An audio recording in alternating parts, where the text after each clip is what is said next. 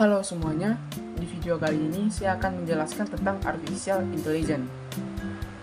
Materi ini berdasarkan makalah yang saya buat. Sebelum masuk ke dalam materi, saya akan memperkenalkan diri saya terlebih dahulu.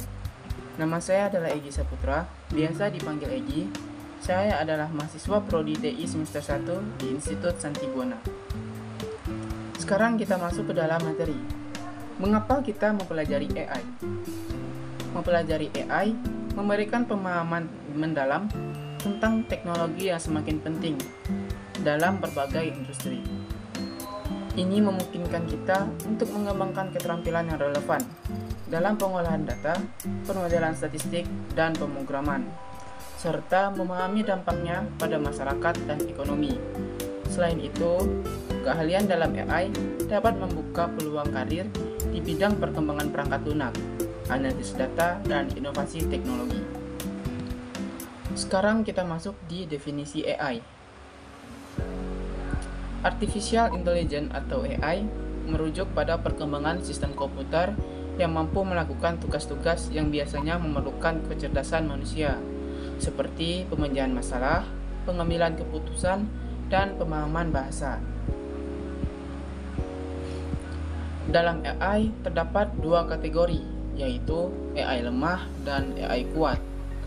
AI lemah yaitu merujuk pada sistem kecerdasan buatan yang memiliki keterbatasan dalam tugas-tugas tertentu dan tidak memiliki kemampuan untuk menyelesaikan berbagai masalah atau belajar dari pengalaman secara luas. Sedangkan AI kuat atau kecerdasan buatan yang kuat mengacu pada sistem kecerdasan buatan yang memiliki kemampuan untuk melampaui tingkat kecerdasan manusia dalam semua aspek kognitif. Ini mencakup pemahaman, pembelajaran, pemecahan masalah, dan adaptasi yang jauh melebihi kemampuan manusia. Definisi menurut beberapa ahli. Yang pertama, menurut John McCarthy, yaitu salah satu pendiri AI. Ia mendefinisikan AI sebagai ilmu dan teknik membuat mesin cerdas. Yang kedua, menurut Stuart Russell dan Peter Norvig. Di dalam buku Artificial Intelligence: A Modern Approach, mereka mendefinisikan AI sebagai desain dan pembuatan agen cerdas, di mana agen tersebut adalah sistem yang dapat memahami lingkungan sekitarnya dan bertindak untuk mencapai tujuan tertentu. Sekarang kita masuk ke dalam sejarah AI. Sejarah perkembangan kecerdasan buatan atau AI dimulai pada tahun 1950-an. Pada masa itu, para ilmuwan seperti Alan Turing dan John McCarthy merintis konsep AI dan bahasa pemrograman. Pada tahun 1956, McCarthy mengadakan konferensi Dartmouth yang dianggap sebagai awal resminya revolusi AI. Pada awal 2000-an, komputasi yang lebih kuat dan perkembangan algoritma membuka era baru untuk AI.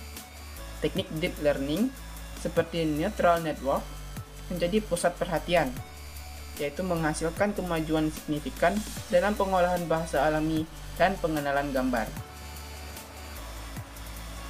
Hingga saat ini, AI terus berkembang pesat, digunakan dalam berbagai bidang, seperti pengolahan bahasa resmi, mobil otonom, penglihatan komputer, dan masih banyak lagi.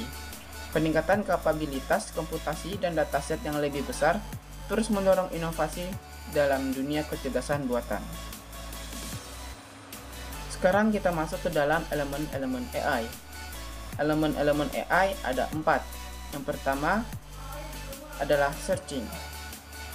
Searching dalam konteks kecerdasan buatan merujuk pada proses pencarian solusi atau keputusan dalam ruang masalah yang mungkin sangat besar dan kompleks.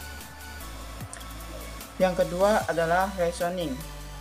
Reasoning dalam kecerdasan buatan merujuk pada kemampuan sistem untuk memproses informasi, membuat kesimpulan, dan mengambil keputusan berdasarkan logika atau aturan tertentu.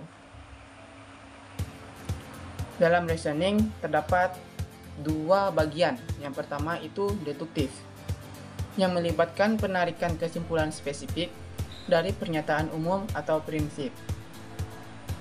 Yang kedua adalah induktif, yaitu melibatkan penarikan kesimpulan umum dari serangkaian fakta atau pengamatan yang spesifik. Kemudian yang ketiga, kita masuk ke dalam planning. Dalam konteks kecerdasan buatan AI, planning menuju pada proses di mana sistem AI menghasilkan serangkaian langkah atau keputusan untuk mencapai tujuan tertentu. Ini melibatkan pemodelan lingkungan, identifikasi tindakan yang mungkin, dan penentuan urutan langkah-langkah yang optimal. Terus yang terakhir adalah learning. Dalam konteks kecerdasan buatan AI, learning merujuk pada kemampuan sistem untuk memperoleh pengetahuan atau keterampilan melalui pengalaman atau data. Sekarang kita masuk ke dalam metode pencarian.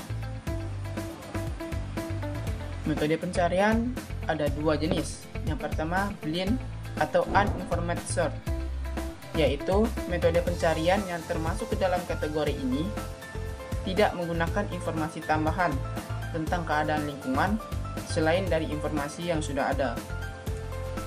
Terus yang kedua adalah heuristik atau informed search. Metode pencarian yang dikelompokkan dalam heuristik atau informed search ini menggunakan informasi tambahan atau heuristik untuk memandu proses pencarian. Heuristik dalam aturan atau strategi yang membantu mengarahkan pencarian menuju solusi yang mungkin lebih cepat atau efisien. Baik, sekian penjelasan dari saya. Semoga video ini dapat menjadi bermanfaat untuk semuanya. Saya ucapkan terima kasih.